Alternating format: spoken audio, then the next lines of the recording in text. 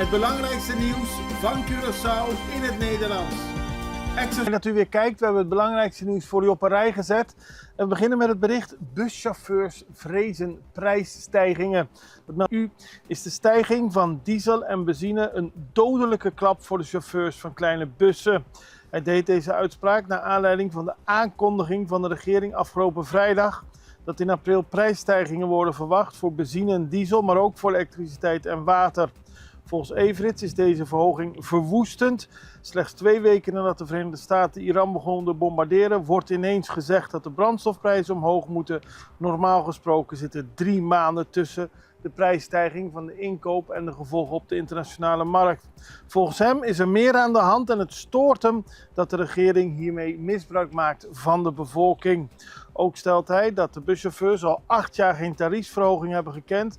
En dat wreekt zich nu de prijzen dermate hoog stijgen dat ze eigenlijk geen geld meer hebben om te verdienen.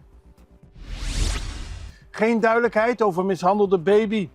In september vorig jaar schreef de Extra over een zaak waarbij de ouders van een baby van toen 7 maanden oud werden aangehouden op Hato nadat zij net uit Colombia waren teruggekeerd.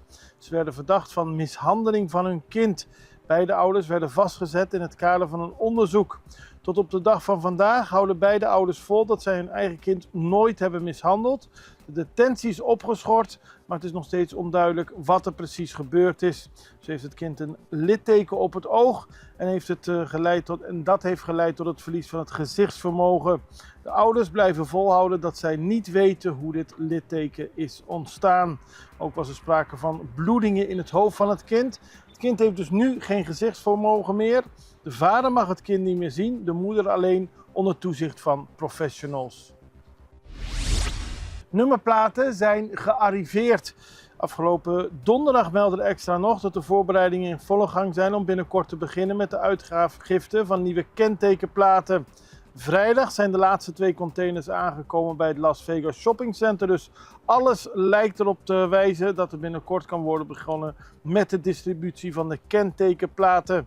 Het gaat om een hele reeks platen, zoals u op de beelden ziet, die allemaal goed gegeven moeten worden aan iedereen die de autobelasting betaalt.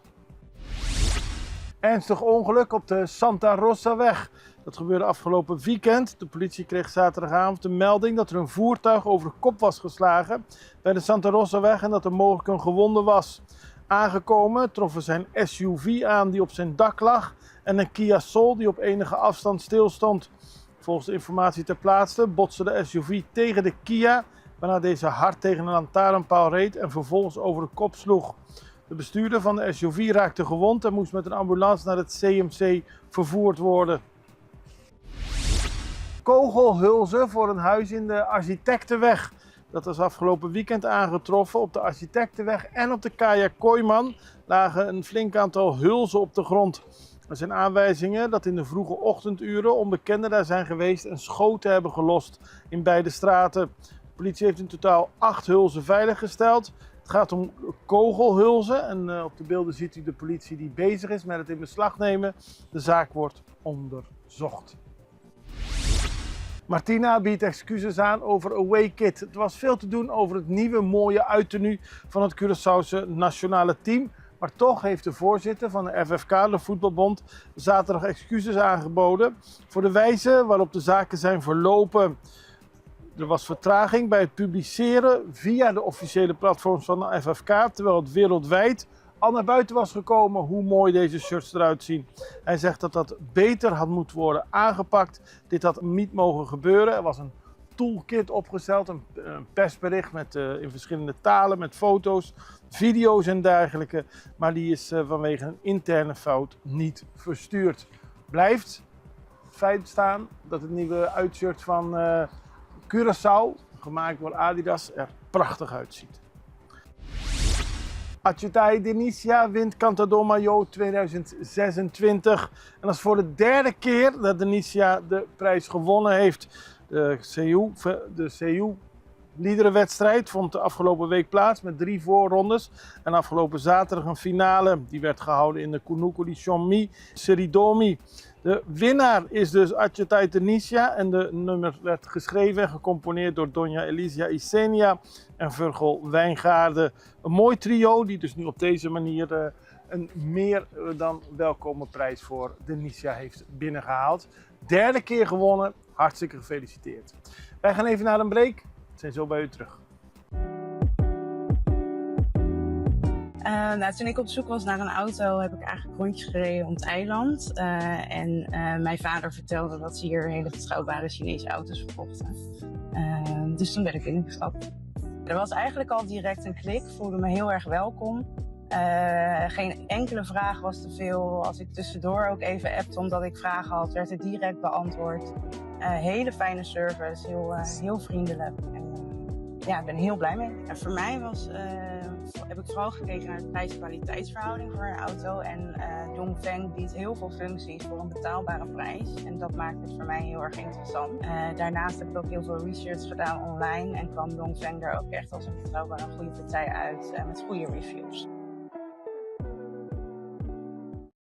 Extra in Nederland. Van Amsterdam tot Arnhem, van Groningen tot Maastricht, Extra is erbij. Volg Extra Digitaal en blijf op de hoogte van de belangrijkste ontwikkelingen in Nederland. Extra Digitaal is te zien op verschillende platforms en kanalen zoals WhatsApp, YouTube, Facebook, Instagram en ook TikTok. Wilt u ons op de hoogte brengen van een evenement of iets doorgeven? Neem contact op via WhatsApp, e-mail, Facebook of bel gewoon 06 1364 2945. Volg of abonneer je op Extra Digitaal. Klik aan en volg ons.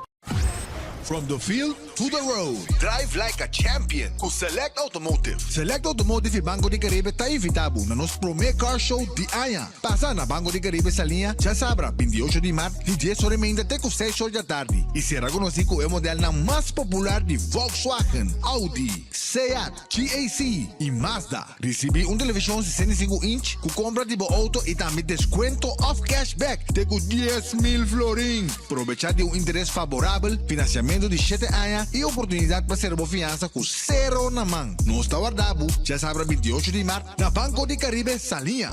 Het CIFF heeft vanochtend de genomineerden bekendgemaakt. Het gaat om het Curaçao Internationaal Filmfestival. Die heeft de genomineerden bekendgemaakt voor de allereerste editie van de Watapana Award. Met deze nieuwe prijs zet het festival filmmakers uit de Dutch Caribbean in de schijnwerpers.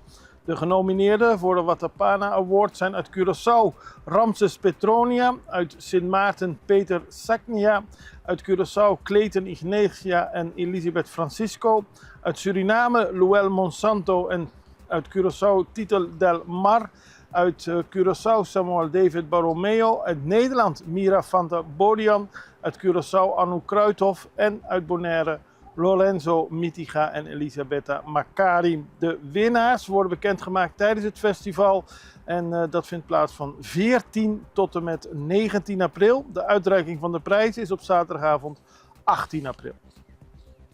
Winnaar CARICOM Poetry Slam, ik moet het goed zeggen, dat vond afgelopen zaterdagavond plaats in de aula van Habai. We hadden er vrijdag in Extra Journaal aandacht voor. Het was een Poetry Slam met deelnemers uit veel verschillende landen hier in de Cariben, 8 Caribische landen. En de winnaar is Akeem Chandler Prescott uit Barbados geworden. Het was een sterk veld, zei de jury, dus het was moeilijk om een winnaar te kiezen. Cari Rayos Santana uit Puerto Rico won de tweede prijs en Kieron Isaac uit Trinidad en Tobago op de derde plaats. De top 5 werd verder aangevuld door Aileen Abdul uit Curaçao en Sergio Hernandez uit Puerto Rico. En volgend jaar is er ook weer een nieuwe Poetry Slam in Martinique. Modeshow op de dag van het Down-syndroom. Ter viering van de Wereld Down-syndroomdag hebben oudere verenigingen Totalika 2 interessante dagen georganiseerd. En bij één daarvan was er een modeshow onder de titel Down Ride Down Perfect Show. Ik heb moeite om het goed uit te spreken, maar het zag er prachtig uit.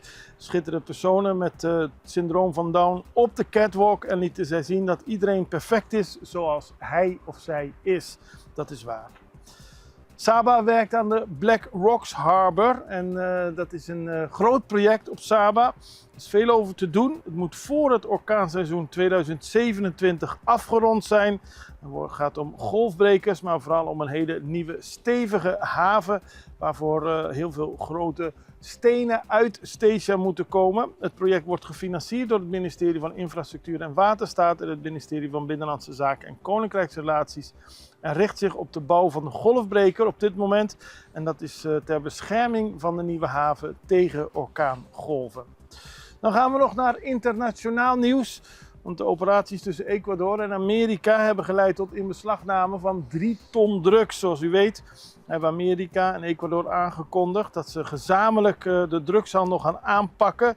Het is een grote actie. 3,2 ton drugs is een enorme hoeveelheid. De Verenigde Staten vallen sinds september ook vermoedelijke drugsschepen aan in het Caribisch gebied en het oostelijk deel van de Stille Oceaan.